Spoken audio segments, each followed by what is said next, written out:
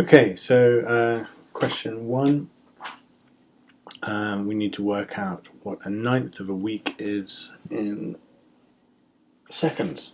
This is 1A. Okay, so what I'm going to do before doing too much actual multiplication, just check the focus, sorry. 1 week is 7 days, which is 7 lots of 24 hours, which is 7 lots of 24 minutes, sorry, 60 minutes, which is 7 lots of 24 hours, which are 60 minutes, and there's 60 seconds in each of those. So that's how many seconds there are in a week. So for a ninth of a week, we can get rid of 2 sets of 3's, because that's 1 over 3 squared. So I'm going to say that's 7 times 8, so we're going to divide that by 3, times 20, divide that by 3, times 60 seconds. So if we carry on with that, you could do it on a calculator. Let me just check, are you allowed calculators? Yes, you are, so you could do it on a calculator. Let's do it in our head, hopefully get the right answer. So that is 56 times 1200 seconds, which is 602 seconds. Okay, so there's our first answer. Right, part B. We've got Anne, Jan and Dan, and they all come joint 27th in the year with each other. And they're also joint 27th from bottom. So we've got Anne, Jan and Dan here. And they are above them. We've got position 1 to position 26. So focusing. Okay.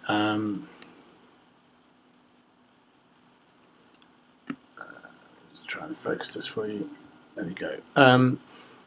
Below them, again, they're also 27th from the bottom. So you've got, we're counting backwards, 1, there's another 26 here, 1 to 26, there's 27. So to work out how many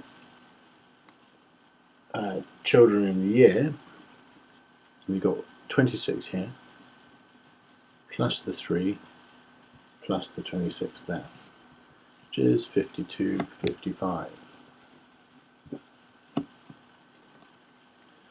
Okay, part C. Let's go on to another page for this.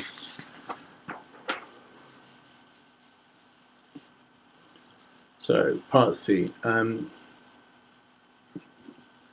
We've got 2 statements. First one is that A plus B plus C is 1. The second one is that A times B times C is 36. And we also know that A, B and C, 0. Right. So the first thing we were asked to show is, or explain, is why at least one of the numbers must be negative.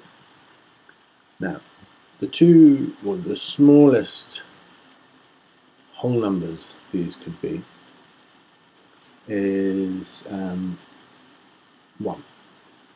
So let's assume if A is 1, then we've got b plus c has to equal 0 from this, from the first statement.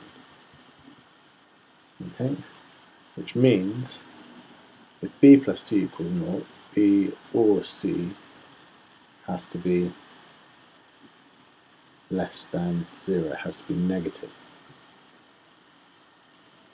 And a is the smallest, so for anything bigger, they're going to have to be smaller. Okay, not totally sure I explained that clearly. Hopefully you get it. If not, leave a question in the comments.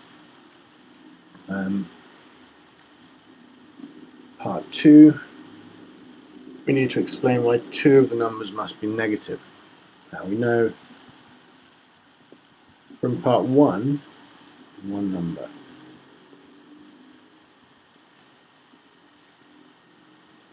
is negative. So you've got minus, let's call it minus a, and then times b times c is 36. So for this to be positive,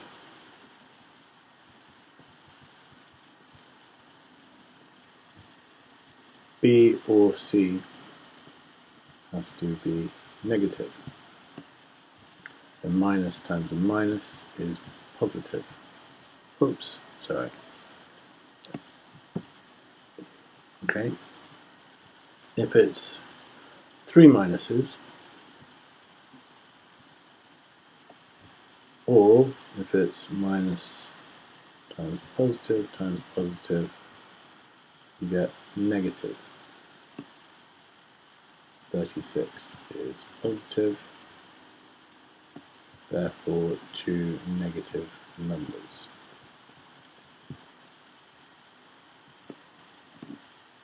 Okay, again, sorry, I'm writing off the screen, just quickly going over that.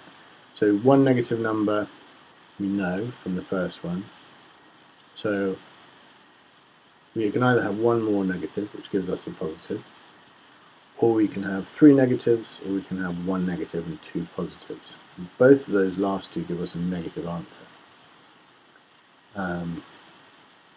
Okay. Last bit, finding all 3 answers.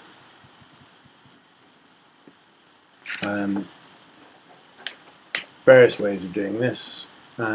Again, as per usual, if you think of a quick way of doing it, let me know. Let's try and put this up here.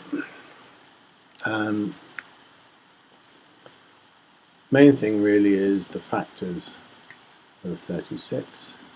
Because we know a times b times c is 36. So I'm just going to simply go through a table, and what we're looking for is 3 numbers that might get sort of close to 1. So 1, 1, 36.